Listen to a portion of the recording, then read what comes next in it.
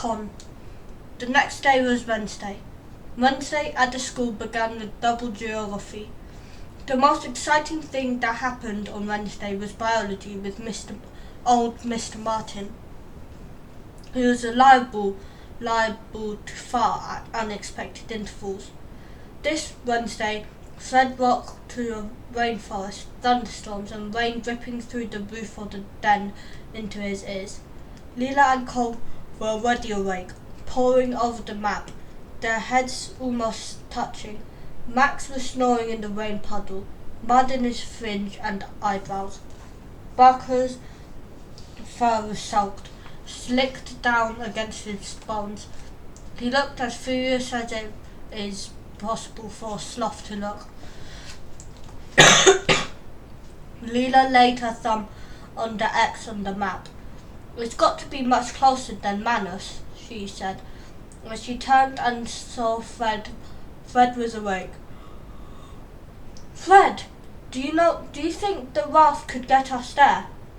He moved to look, feeling his muscles creak under his skin. Both girls were shivering. It wasn't cold, but the damp of the day had got into their skin. "We'd have to get there through all these reeds here," he said, "and there's that sign there. That's that thing that looks like a snake." "Exactly."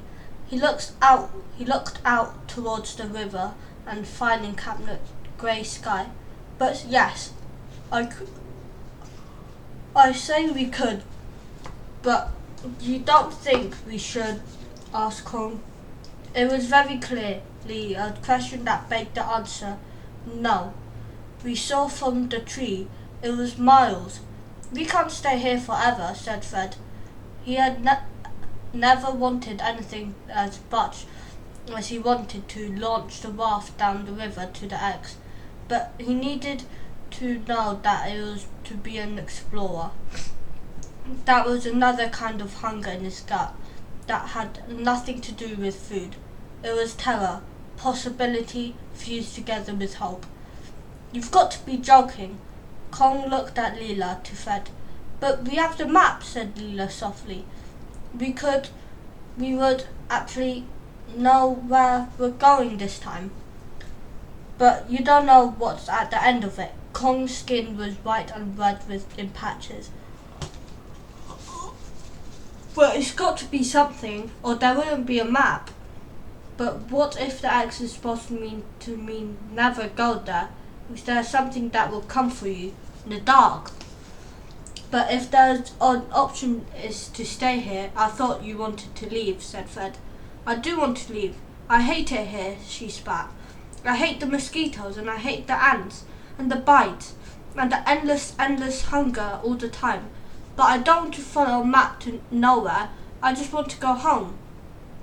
Max jerked awake and began to whine, tugging at Leela's sleeve. She shook him off.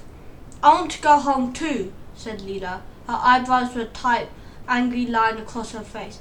"But it's no worse for you than if for anyone else." "Yes, it is." Kong's face was contrite beyond recognition. "You don't understand. It's easier for you because you're used to it. You're from here." Leela's eyes widened. "I live in a city." Her voice was thin with shock. "We have a dining room with silver candlesticks. I do not live in a jungle." "But you're not feeling sick all the time." Kong's jaw was clenched. "I wake up every morning feeling like I'm going to vomit." She thumped the wet ground and flecks of her mud sprang up against her fist. "But so do I. I hate so much here. I can't breathe. Do you think any of us like it?" "But you're not alone," Kong burst out. "You've got Max." Exactly. And he cries all the time, and if he dies it'll be my fault." Max heard and let out a roar. Sobs shook his whole body. Fred caught his wrist and held it, to stop him from running. "At least you know if you die, there'll be someone who's bothered to care." Kong yelled over the noise. "It's not my fault if nobody cares about you," spat Leela. "You don't know." "Stop here!" shouted Mags. He ran at the two little girls and kicked at them both in his shoes, smacking mud against their skin. Stop it, right now! Lily's mouth shut with a snap. She turned to her brother and allowed him to climb onto his arm. She rubbed his back, her eyes utterly exhausted. Don't cry, it just makes it worse. A tear was running down Con's cheek. Fred pulled a leaf from the wall of the shelter and handed it to her. She mopped her face with it. It didn't do much good. I'm just so tired, she says, and I'm so hungry and I ache. Leela looked down at her hand. I don't mean it, what I just said. There was a silence. The rain thumped against her leaves over their head. I have nightmares about my mama, said Leela. I dream that she's looking for me, like caught in a tree. And I can't shout, make her look up and see me. She hesitated. Do you dream about your parents? Fred dreamt of nothing else. His father just out of earshot, just out of reach, while he struggled to the dark to touch him with his fingertips. He half nodded carefully, non-criminally, committedly. Kong's mouth shaped a word. It's not like that for me, she said. I live with my great aunt. What happened to your parents? Asked Leela. They're dead. Kong's mouth hardened again, and she set her jaw as if daring them to emphasis. My mother died when I was 3, and my father was killed in the war, and then a family fostered me. But you just said they had a baby of their own and they threw me out. So I was sent to live with my great aunt. Kong gave a careful, nonchalant shrug. She didn't really want me, but there was no other options. They kicked you out. They said I bullied the baby. I didn't, but once it was crying and it wouldn't stop. I gave it a tiny slap. Oh, said Leela. Her face was stricken. And I don't know. She paused, swallowed, bit of saliva off her thumbnail and went on. They said I shouted things at the baby. It was only once, truly. It didn't understand, so why would it matter? Fred nodded. My great aunt, she sends me to spend summers with the nuns. Nuns? The convert school. That's why I'm in Brazil. The year before that, I was in India. She says the travel will improve my character. I hated it. Do you not want to be improved? Leela seemed to be trying not to sound so skeptical. Kong tried to smile. Not really. But she likes girls to be quiet and proper. She says I'm rude.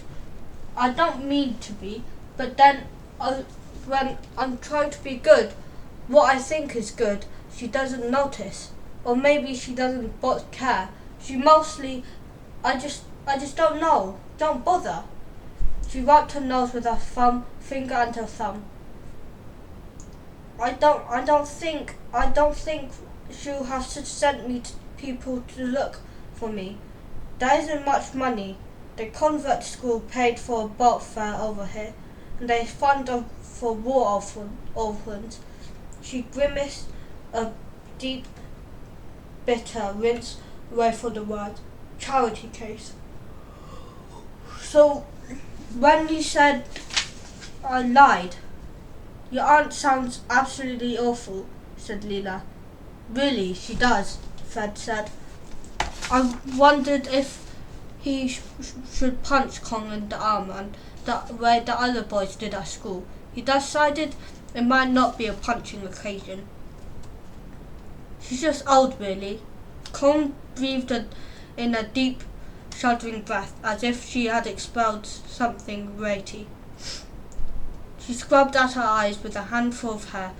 I've never told anyone about my foster family. Please don't tell anyone.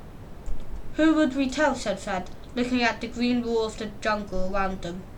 Leela unhooked Bracca's claws from her neck and settled him on Kong's shoulder.